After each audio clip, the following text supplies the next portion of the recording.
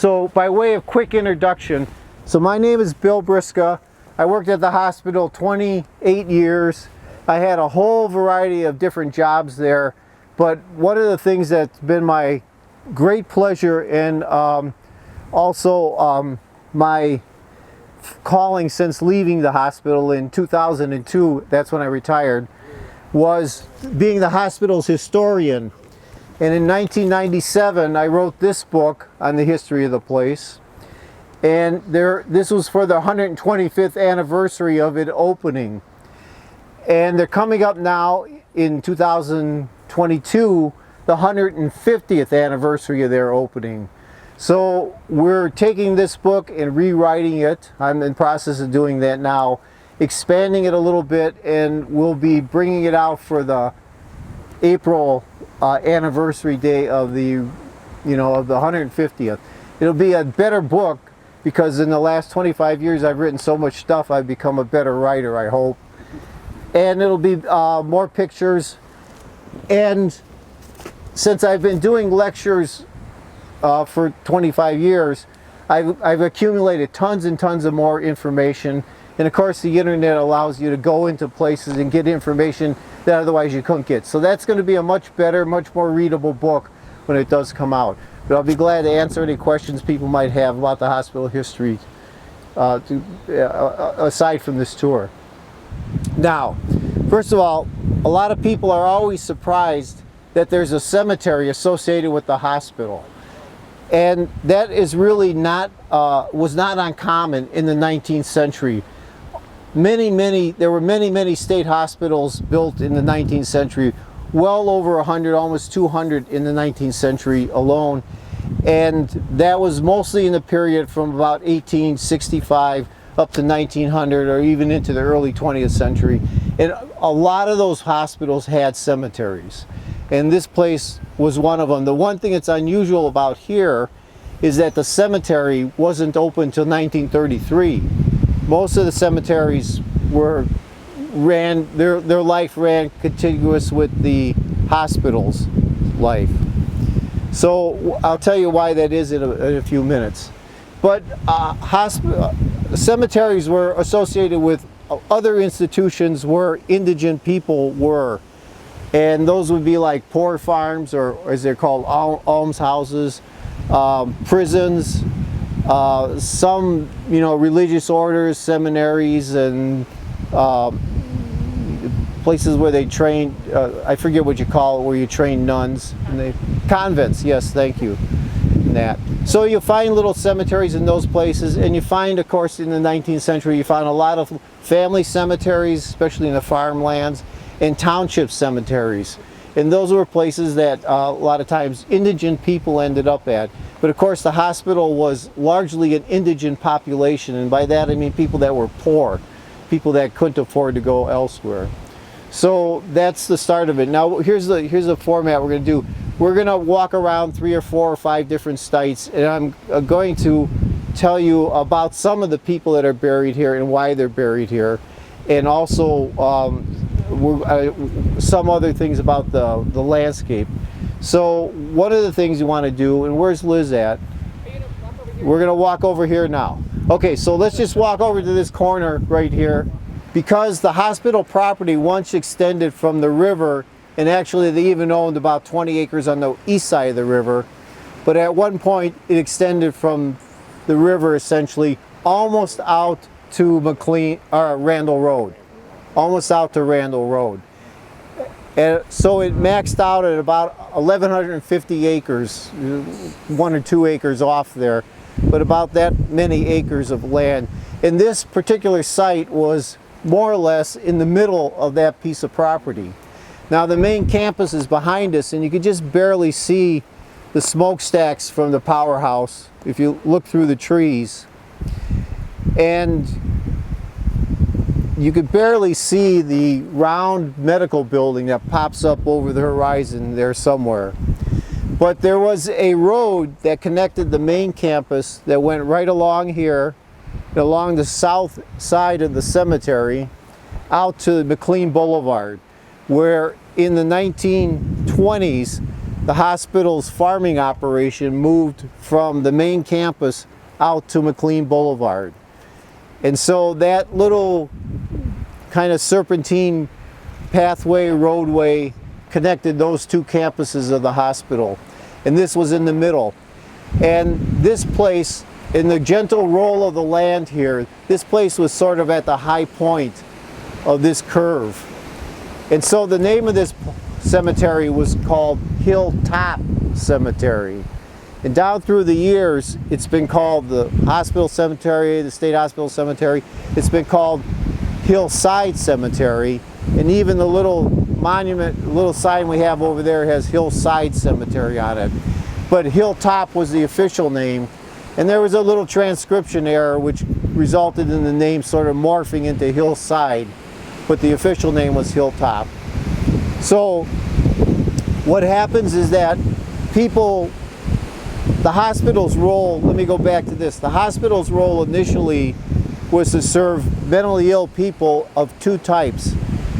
And those two types were people that were too behaviorally difficult to be managed at home or in any other setting. And those people that were thought to be recently ill or reasonably expected to recover. Because prior to the 1872, when this hospital opened, if you were indigent, meaning that you did not have the ability to pay for yourself or support yourself, you would be likely to end up at the county poor farm, the almshouse. And other people who were indigent would end up there, people that were disabled, people that were elderly, children that were orphans, end up there. That's where you're going to go, and so on. And so the poor farm or the almshouse became the repository for all kinds of people who were there basically because of being economically unable to support themselves.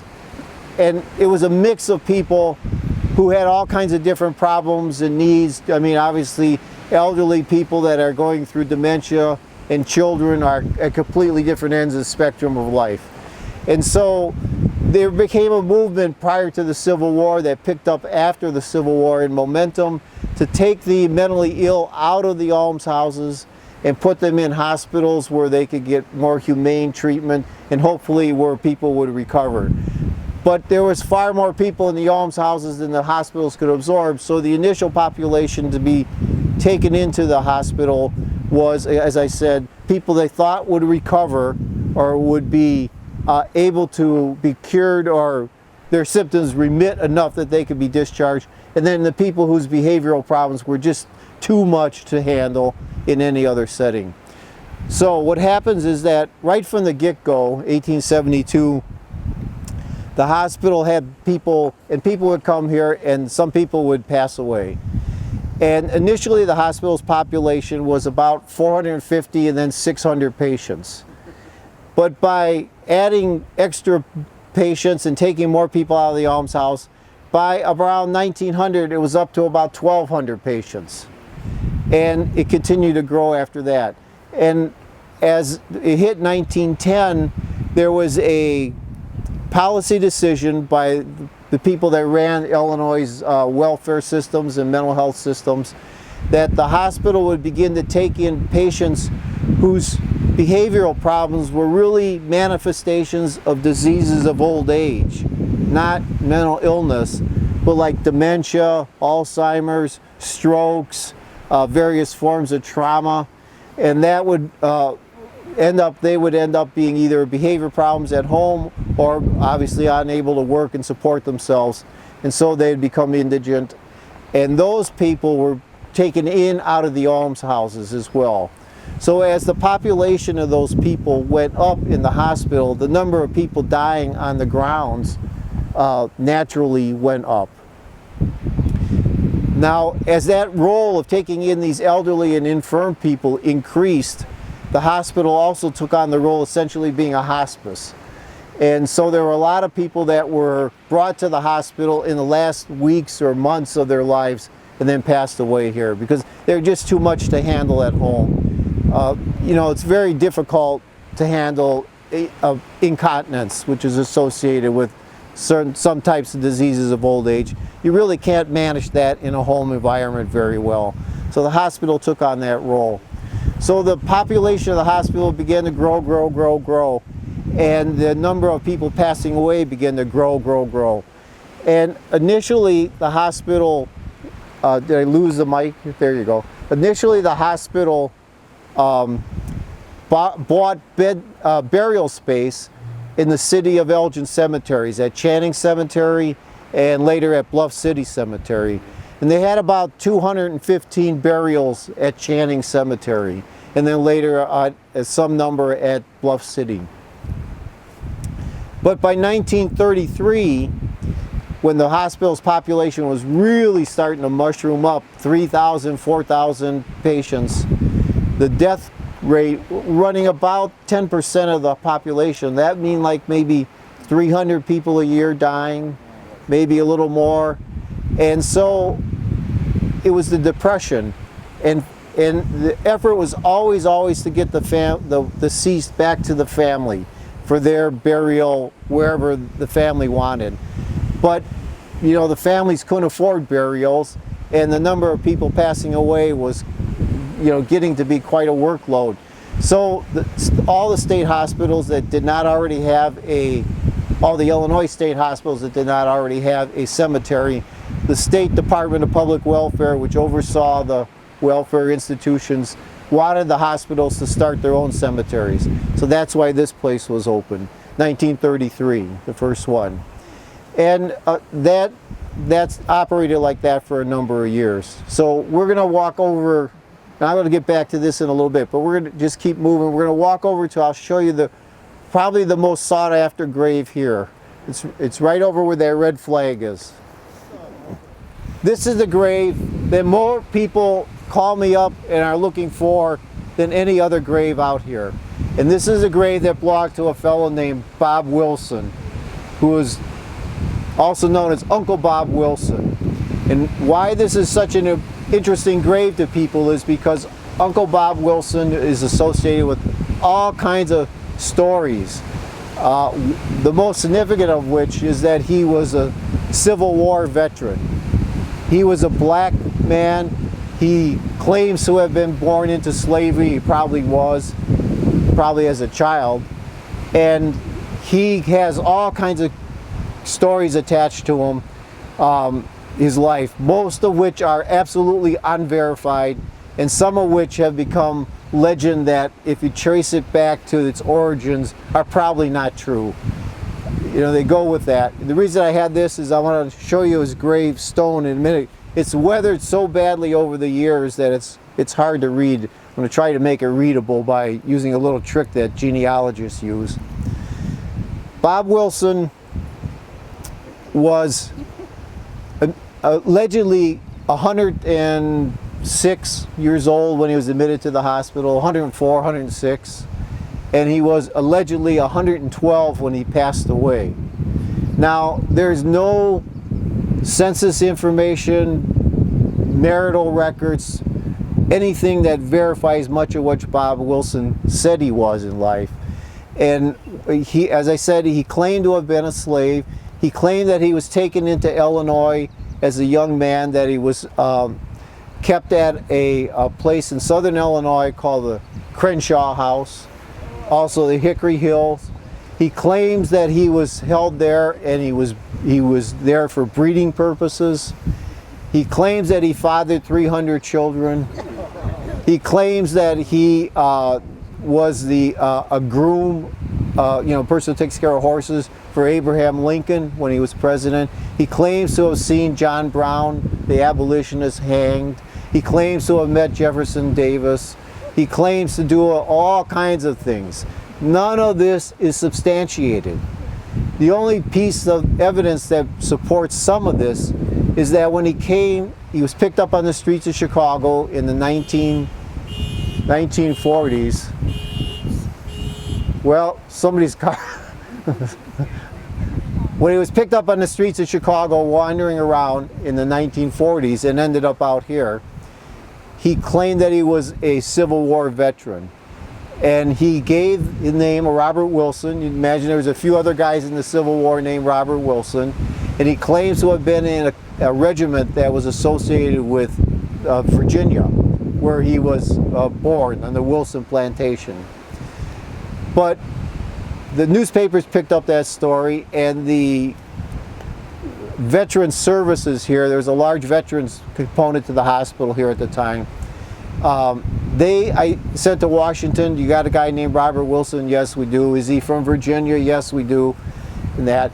But subsequent research, I'll tell you by whom so that this has credibility, turns out that he was probably misidentified with another guy. Probably not from Virginia regiment, but from a West Virginia regiment. And those Civil War buffs know that West Virginia broke away from Virginia during the war, and it was a couple years before it became a state in the northern part of the state. And so these muster records, these ledger records are all, it's confusing if you don't know what you're reading. Anyway, so subsequent investigation by the state of Illinois, the Office of Historic Preservation, by a fellow named James Cornelius, very detailed investigation. And then a couple years later, one by an archaeologist from Southern Illinois SIU campus in Carbondale. His name is Mark Wagner.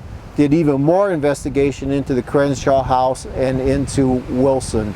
And the story could go on for hours, but I won't. They cast great doubt on the validity of almost all of Wilson's claims.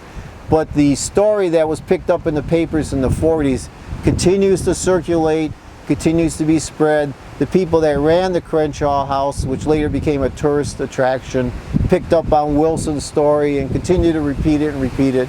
And so there are a lot of people out there, particularly Civil War buffs, looking for this particular gravestone here. So now I'm going to try this little trick, and you can come up and look at it yourself, and I'm going to see if I can make the name appear. 10 years ago, I was looking at photographs I took out here 10 years ago, and the stone was pretty distinctive, but it's lost a lot of its sharp edges, its clarity.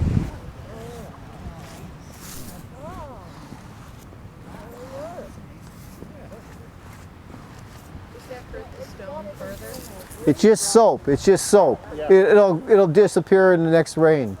In fact, it'll probably disappear in the next 20 minutes because of the it just dissolves. It's shaving cream. So Bill, whether or not any of the guy's stories were true, he definitely had a good concept of history. Yes, yes, he played it well.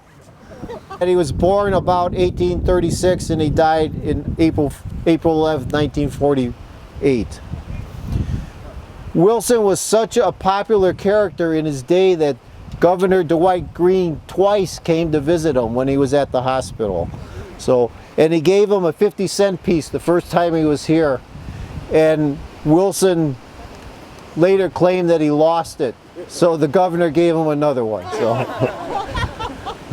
So that's how that kind of goes. Anyway, those of you who want to walk up and look at this, come up and do it.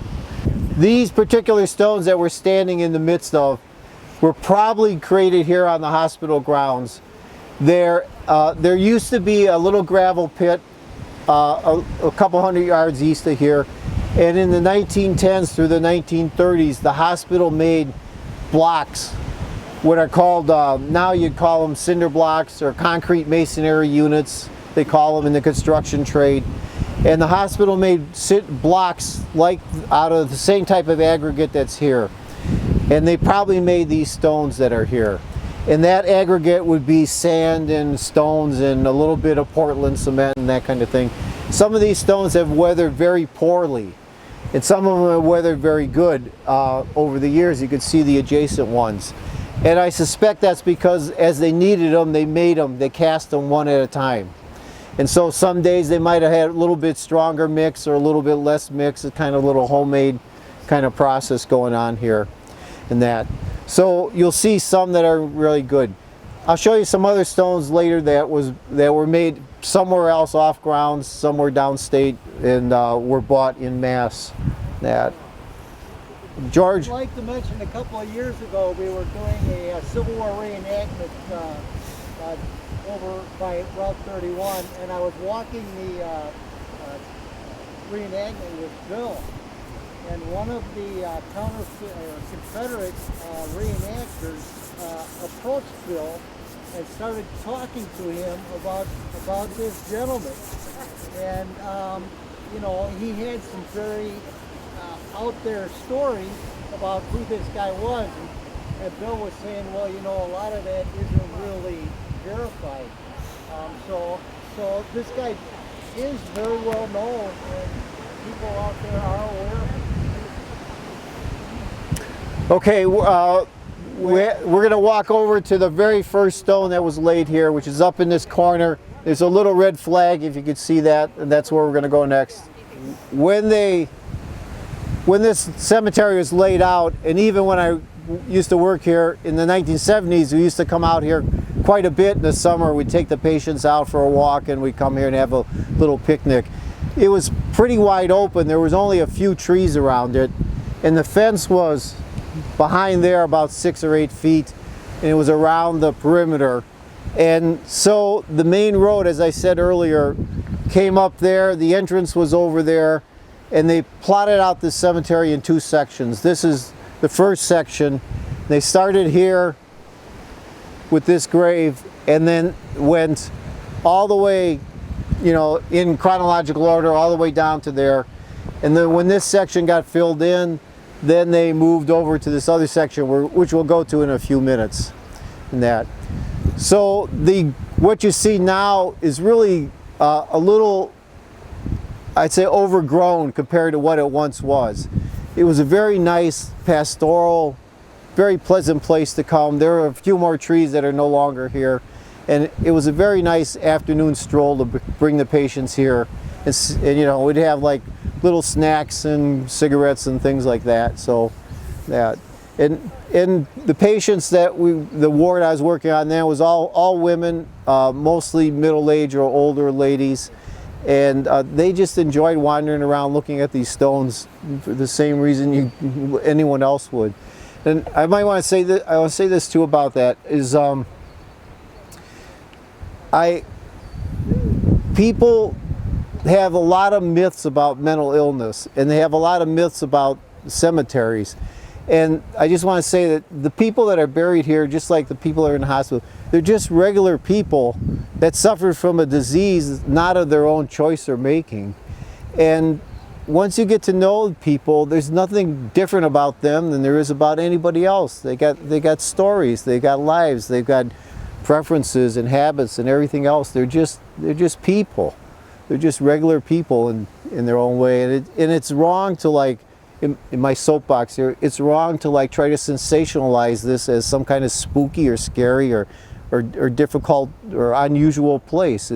These are just people that had lives, and this is where their life ended up at. So, you know. Okay, we're going to go over to this side a little bit. So we'll take a little walk over to this blue flag, which is the last burial here.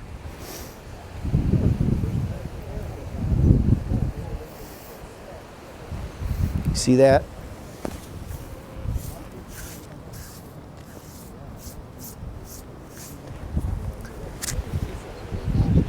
So this is the last burial. It was Betty Mitchell, who was actually a patient that I worked with at one point, and she died June 28th, 1986. So what happened was that the hospital's population peaked in around 1954 at about 6,844. And so that meant they probably had about 600 deaths a year at that point in time. And then because of the advent of Medicare, Medicaid, and modern psychotropic medications, the population began to dwindle. And of course the medications have a big effect on it. But another big piece of that was Medicaid, which provided funding for patients to go to nursing homes. And in the late 50s, early 60s, the nursing home industry just exploded.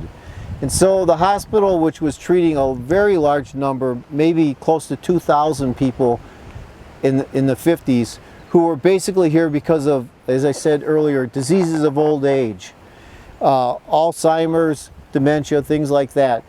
They were able to be gradually moved out of the hospital to nursing homes, and Medicaid picked up the cost of that care in that kind of setting. So the population dwindled, and then by 1986, when Betty Mitchell passed away, there was only about 600, 700 patients here at the time. And so the number of burials, of course, dwindled over those years as well. And it got down to here, and by that point in time, the city had, the state had already transferred all of this land over to the city, which they used to, to redevelop. They had a contract with the mining company. The mining company took the gravel out, and then they recontoured the land into what it is today, the sports complex and the golf course. And so this, at the time Betty Mitchell was buried, this was really city property, not state property anymore. But the hospital had a working relationship with the city, and so that's why the last several graves here are after the ownership had passed over to the city. So Betty Mitchell's one of maybe a half a dozen or more people that are buried in here that I personally worked with. And so these stones are particularly dear to me, but they're also, the state began to contract out to somebody somewhere, and you'll see these stones at other state hospitals. They look like this. So I know they are getting them from a supplier somewhere else. These are flat to the ground. These are only a couple inches thick. The ones that are over there are a little bit thicker, but they keep settling down into the ground. And over the last 10 years or so, we've had 4 or 5 work days where people from the Historical Society and some of the old state hospital employees have come out here, and we've dug these up and raised them up and reset them into the ground here. 2 other things I would say is that, well, I'll get to that in a minute. Let's go look. There's 2 more stories I want to tell you. Let's go over here for a second. What does the number in the corner mean? Just a grave number. The question was, what does the number on the stone mean? It's just a grave number. It's just an indexing system.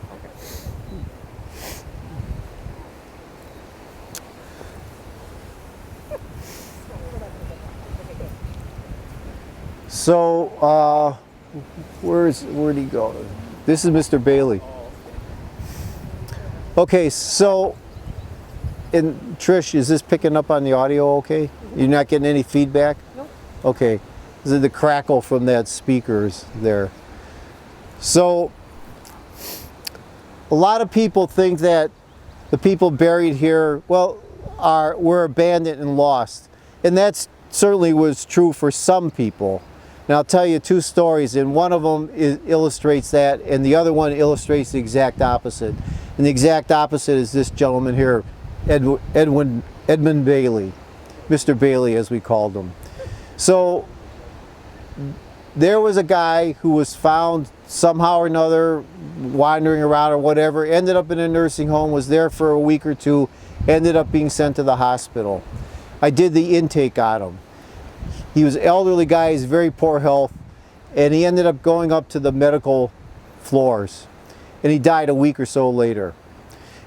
We knew almost nothing about him when he came into the hospital. The cops who had been dealing with him knew almost nothing about him. The nursing home knew almost nothing about him.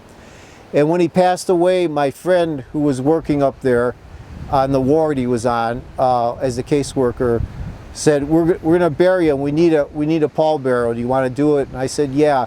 And it's some stone that's over here, some grave, a guy over here. And it was a very dramatic day in the sense that it was November, October, November, December, and it was cold, it was windy, it was gray sky, and it was just myself, my friend, 2 other employees as the pallbearers. Only 4 pallbearers. State funeral, only 4. And what happened is they would, in the hospital in the fall this is all gravel here underneath all of this ground, they would trench out, maybe 50 feet. They just dig it out and that would be in preparation for any burials they had to make during the winter. And so there was a trench where this guy was, a couple of 2x12 planks across the trench. The 4 pallbearers walk out on the planks. We take the coffin is just a public aid coffin, the cheapest coffin you could get. It's just made out of it seems like masonite. There's only 4 pallbearers because there's only 4 handles on a public aid coffin at that time, at any rate. And you know, the chaplain was here. He said a few words. We lowered the guy into the ground. There's no vaults here. That particular grave was an example of, it's just a pine box. The coffin goes inside the pine box. You put the lid on it, nail it down, put a little tag on it with the name and the ID and that, and then the grounds crew guys just dump in enough dirt to fill it up. So that guy's a guy who died with no recognition, I don't think anybody ever came to find him, look for him, find him, find out what happened to him or anything like that. He just flat out disappeared. And you know, of course he had a family, he grew up, he had buddies probably when he was a kid, he maybe had a high school sweetheart, maybe he was married, who knows. But we don't know any of that history. So he was a lost soul. Mr. Bailey, on the other hand, is just the opposite. Mr. Bailey came into the hospital not long after World War I and stayed here all the way up into the early 1980s, maybe the late 70s even. Mr. Bailey was an Army veteran, and so he has a little bit different stone that the employees who once worked with him went out of their way to try to get one of these military stones for him. And there's another fellow back over here who also has a military stone. So a lot of people that were in the hospital, part of the therapy was to have people engaged in something, and the hospital needed a lot of labor support. Patients who could and were willing helped out in the laundry, the dietary, in the grounds crew, on the farm. And Mr. Bailey's job was he worked at the powerhouse, and he helped out at the powerhouse. All of that patient labor ended in 1965-66 because the changes in the law, which said that if you're going to have people do work that was to the benefit of the hospital, you had to pay them. And up to that point, people weren't paid. They just did it as part of their stay here. That was an idea that, by the way, that grew out of the 19th century, in that, first of all, work was good, and second of all, people should help support the institutions that supported them. But those kind of attitudes began to change, and people questioned the value of patient labor and so on and so forth. And by the 1960s, that all came to an end. But Mr. Bailey remained in the hospital, and he was such a colorful character, and this gentleman knows him a little bit.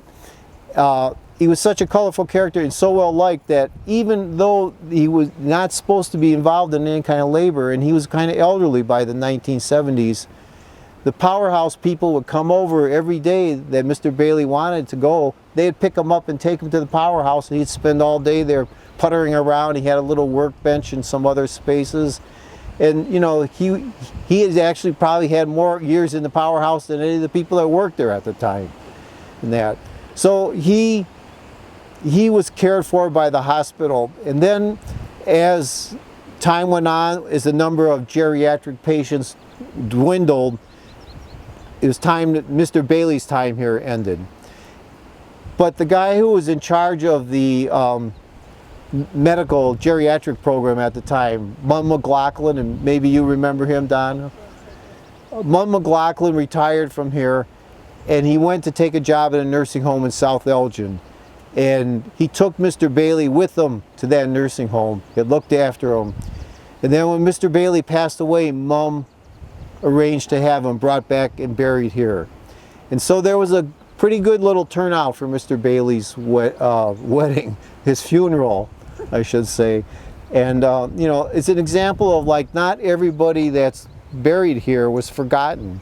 Some of these people were, you know, quite well liked by the people that worked with him. And in that handout I gave you, there's another story of Robert Anderson that was taken, and he's buried somewhere along in here, right there. Is it? Yes, it is. And he was another one that had a pretty good turnout for of employees to get to go. And that's a sweet story in the Courier about Anderson. But that's only one story, Anderson. Mr. Bailey's another story. There's a bunch of other ones over there and over here and that. So that's my little story about, you know, these are not forgotten people. They're just regular people that people liked and took care of like that. So do you want to say something about Mr. Bailey? No? Okay. I've got a question. Okay. Are some of these stories going to be in your new book? Probably not, because they go into, now Mr. Bailey was a well-known case and Bob Wilson's a well-known case, but I don't want to go into confidentiality issues beyond that. And I might say another thing about Mr. Bailey. I see him almost every day when I was working intake, and that was in a different part of the same building, but I'd see him there. And he was a colorful guy, curmudgeonly look, old guy with pockets full of stuff, full of whatever he had, you know, papers and cookies and lunch and whatever. And that snuff, yeah, snuff. And sometimes he's engageable. But here's the thing about him. People that most people called him Mr. Bailey, a sign of respect. And some of the people that worked with him probably, I know some of the people that worked with him, they called him Ed. But those of us that just sort of knew him passing, he was Mr. Bailey. You know, it was a sign of respect. I don't know what they called him at the powerhouse. They call him Ed, probably there, because he was one of the guys like that. So anyway, that's a little bit on him. Now I did know the lady at the last lady at the end,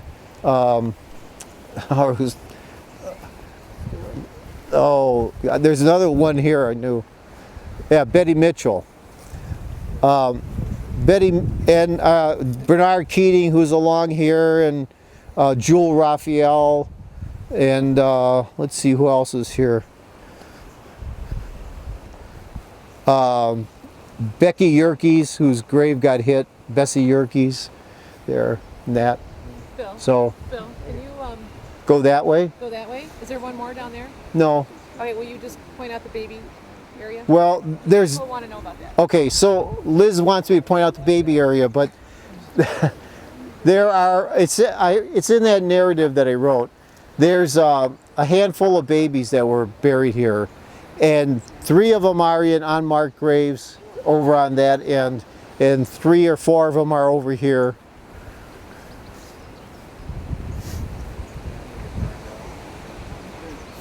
Oh, here's another person I worked with, Georgia Robinson. So what Liz wanted to show you was one of the stones for one of the babies. And I looked up all the babies. When I worked here, I databased all these graves from the handwritten ledgers. And I might say that there's one of the myths that you find on the web is that the people here were buried 5 deep, which is absolutely totally wrong. That did not happen at all. Not only for the burials I personally witnessed, but going through the ledger book of all the burials, people were buried 1 per stone. And anything that's on the web that suggests otherwise is total nonsense. So I did try to check on all the babies. The hospital did provide medical backup service for the girls' school in Geneva. Those might remember the old training school for there. And there is a small graveyard where the school was, by the way. Just maybe a dozen or 2 dozen stones. It's a housing subdivision now, but that lot is set aside as a graveyard. So maybe some of those babies which were not associated with the patients are from there, or maybe they're employees. They're all children that were either stillborn. There's only 4 or 5 of them, and they're all children that were stillborn or died within a day or 2 of delivery. So. Is that satisfying? Yeah. Thank you. Okay. All right. So I think that's mostly what the material is. Does anyone have any questions? You have to repeat the question if anybody has. You can repeat the question.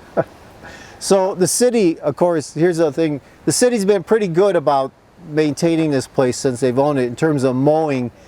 The site, as I was saying earlier, it's starting to encroach again, but every time we ask them to cut it back, they're pretty good about doing that. But like a lot of cemeteries, some of these stones I think need to be replaced because of deterioration, because of wear. Before the city took over this property, there was a lot of, especially in the 70s, the 60s, there was a lot of shenanigans that went on out here. And people would be out, once the farming operation closed down for the hospital, the land was vacant. It was leased out to farmers for a few years, and some of this land was vacant. And, you know, there's a lot of drinking and carousing and, you know, four-wheel driving out here. And there used to be like little pits where people would be, you know, have little campouts and things like that. But it's been pretty good since then. So it maybe because it's a well-kept secret that it's been able to withstand not being vandalized. A few stones have been lifted down through the years, I mean stolen, and then recovered. I was involved in a case where one of these along here turned up in, I think it was Downers Grove now, and the detective on that job, much to the chagrin of the chief, spent a lot of time trying to track down by calling different cemeteries, seeing if they could find where that stone came from. And eventually they got a hold of Bluff City, and then they got a hold of us. So that stone got replaced and returned. You want to talk a little bit about the signage and the efforts to get the signage put in? Yeah, do you want to go? Should we walk back that way and let people scatter around and look at stuff, and then we'll end up there? Shameless commerce about book promotion. And I'm supposed to promote this other book that I did a few years ago, which we just got back into print, which was along with Mr. Mike Elf. It was on the history of the Elgin National Watch Company. And I think you brought a couple copies out if people wanted one of those. Anyway, so that book just went back into print last fall. And we have a few copies here. And then the other thing is, the Elgin History Museum's got other events coming up. Did you pass out those brochures? Yes, everybody should have a Preservation Month brochure. Okay. And also, we're always willing to take in new members, and we're always willing to take in donations. And we also want to remind people that on the 22nd of May, we're having an open house on a project we've been working on since, well, 6-7 years now, at 302 West Chicago Street, and that's the rehabilitation of what is the oldest, appears to be the oldest standing building in town, the home of Nancy Kimball, and she was the spouse of Joseph Kimball, who settled the west side of Elgin along with her the Kimball sons. So that is at 302 West Chicago, and that's on the afternoon of the 22nd. And it's a wonderful old stone building that we've acquired in contract with the city to raise the money and manage the rehabilitation of that for use as a community center, as a neighborhood asset. Yes, you got to watch out for these holes. See, some of these graves have sunken because, as I said, there's no vaults here. And you could feel it as you walking through here. Thank you for telling me not to break my leg. So Liz reminds me that we brought along some photos, old photos of the hospital, if people are interested in looking at them. And also that a few years back, because there was no signage here whatsoever at all, the Historical Society went through a little fundraising process, and we raised enough money, mostly from, not only from society members, history museum members, but employees and former employees, to put this little interpretive sign here. And also one out on the golf course, because when you drive by, you're playing on the golf course, you could see in here, and people wonder, well, what is that? What's that place? Fifth hole. When you get to the fifth hole. The fifth hole? Yeah. Okay. So, T.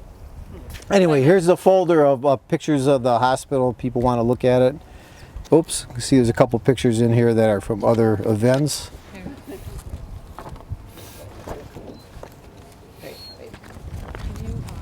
And where'd that lady go? Was looking, wanting to know if her relative was buried here? Okay. Anybody have any other quickie questions or comments or anything?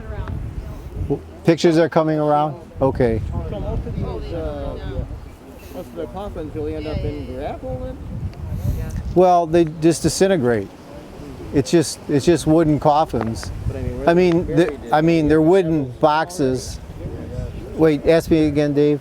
like where they're buried, are they in the seam of gravel that's underneath here? Yes, all of this is under. You know, if you all of Elgin going out a couple of miles either side of the river, if you get through the topsoil, which is only a few feet, if that, it's gravel. It's all glacial outwash because the Fox River is the remnant of a glacial outwash. That's why there's so many gravel pits on the east side of town, because it's been good mining.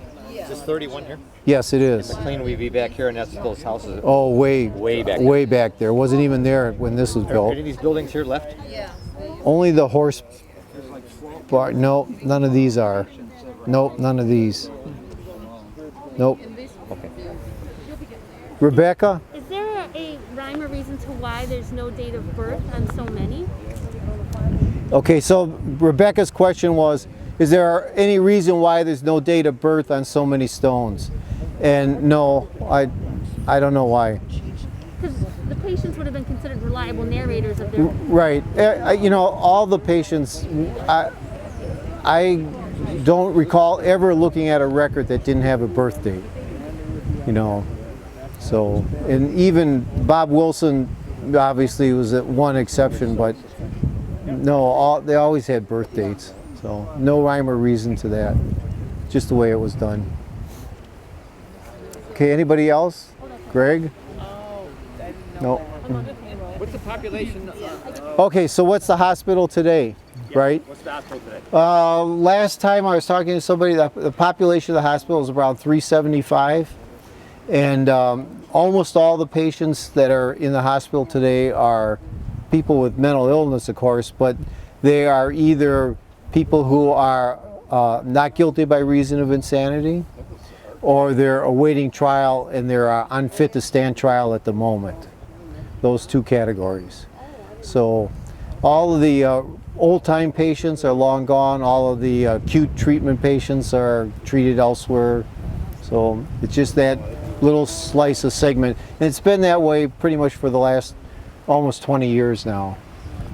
Are they trying to sell some of the property then to recycle it, reuse it, or? No, not anymore. The hospital, the city had taken control of the north half of the original grounds. And they still have that. And that's a corner up by 31 and 20.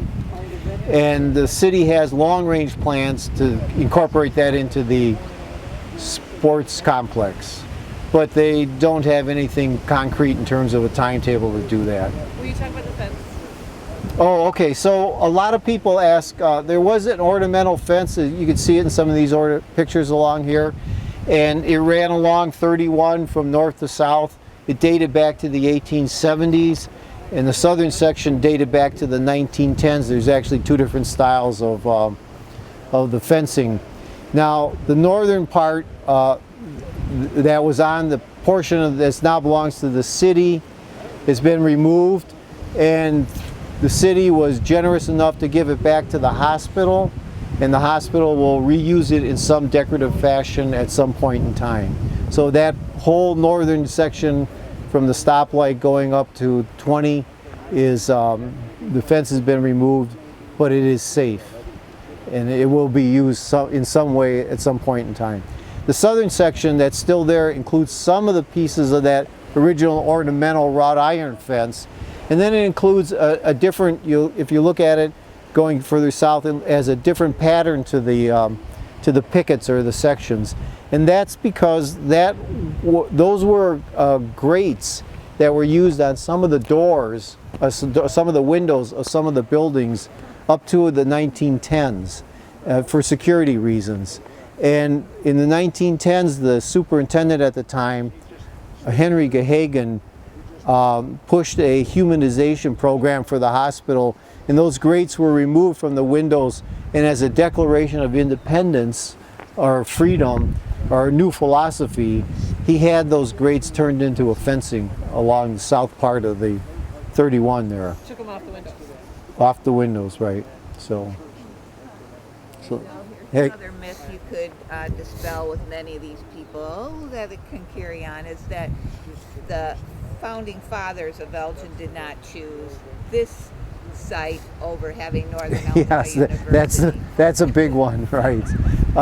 So, you know, the selection committee to select this site for the state hospital was formed in 1869, and then the hospital, the site was selected in 1870, and then the building eventually opened in 1872. So some people think that it was either here or DeKalb, and the choice was one got the hospital and one got the university. But the selection committee to cite the university, or what became the university, the Northern Illinois Teachers College, that was in effect in the late 1880s, early 1890s. It was like about a 20-year gap between these two decision points. So they're not in any way related to each other. So that's another myth. So anyway, now, yes? Well, I just say a quick comment about the Crenshaw House at the burial there. Here, do you want to look at this? Go ahead. I got to visit the place before it's closed now to the public, but the guy at the time who owned it and had the house open for tours told me they called the guy Big Bob. Big Bob was one of Uncle Bob's nicknames, yes. Oh, it was? Yes. Oh, okay. Because I heard that same story, and I went upstairs and saw where they kept him. And Supposedly. That was a story he told me. Okay, so we're back to Uncle Bob. So let me tell you what I learned from the people that did the research on Uncle Bob in the Crenshaw House. So the Crenshaw House in Hickory Hills was this, you know, this owned by Mr. Crenshaw, and he owned a large tract of land down there. It's Gallatin County, and that house was, it's kind of a modest house, but it was kind of called a mansion in its day. So when that property got split up and divided, eventually some people named Sykes, if I remember right, S-I-K-E-S. I don't remember, it was years ago. And Musgrove was also another family. So they turned it into a tourist destination. And they, in the second floor of it, in the attic, the rooms had room numbers on it, like a rooming house would. And they began to popularize the idea that Crenshaw brought slaves there for breeding. Now, the research on Uncle Bob suggests that as Bob Wilson moved around, he lived in Memphis, and he was down further south in Mississippi somewhere, and he was in southern Illinois. And probably what happened is, and he told a lot of people firsthand that he stayed there. And reportedly, according to the researchers, he had stated that he stayed at the Crenshaw House, he was kept there as a slave, and blah, blah, blah, blah, blah. Now, of course, he's telling them this in the 1920s. And that's, 60 years afterwards. So when you put all of Uncle Bob's stories together, is what Mark Wagner and James Cornelius came to conclude, or at least surmise, was that two things. One is that as Wilson traveled around, he picked up the stories of other places and he incorporated himself into those stories. I mean, people do that. And the second thing is that Wilson, as far as his age goes, if you go back and you read the obituaries of black people that died in the 1920s and 30s, and you could pick these up from the Chicago Defender, and these guys did that, you find a whole ton of people who were dying at 105, 106, 7, 8, 9 years old. And this is what they call age inflation. Because first of all, these people were born into slavery, so there wasn't records of it. And second of all, you know, when you get to be 90, what the hell, you just tack on 10 more years and become a celebrity. So they're surmising that there was age inflation even when Wilson came into the hospital. Now, the hospital had a newsletter called The Messenger, and about a month after he was in the hospital, the reporter, who was either an employee or a volunteer, went and interviewed Bob Wilson and wrote a story that was in the newsletter about him. And even that reporter says, you know, he sure doesn't look like he's 106. He looks more like he's 80 or 90. To me, that's what he says. So, and even you see the pictures of Wilson a year or two before the end of his life, he's standing up. I mean, he doesn't look that old. He doesn't look like 112, but how many 112 people do you have to compare it with? I don't know. So anyway, so that's a little bit more on Bob Wilson and that. Yes, ma'am. A little off, but what is the status of the Bertrand Goldberg Laundry and Hospital? Okay, so here's a question, and somewhere in these photographs are, yes, there are two buildings on the grounds here by a very famous architect, mid-century modern architect Bertrand Goldberg. And Bertrand Goldberg designed Marina Towers in Chicago and a number of other very significant and different looking buildings, some in Chicago and other ones elsewhere. One of them is the medical building, the first of about 5 hospitals that he designed. And the other was the laundry building, which is this one, kind of a accordion shaped building, really a breakthrough concept in terms of use of concrete, but not really one that turned out to be very practical. And the question was, what's the status of these buildings? So this building, the laundry building, is owned by the city, but mothballed now. And there was a study on adaptive reuse of that done by Skidmore, Owens and Merrill, the architecture firm. And so who knows what will happen with that one. At least the city owns it. The medical building is owned by the state. It's had a lot of problems with it. It's deteriorating quite severely with mold.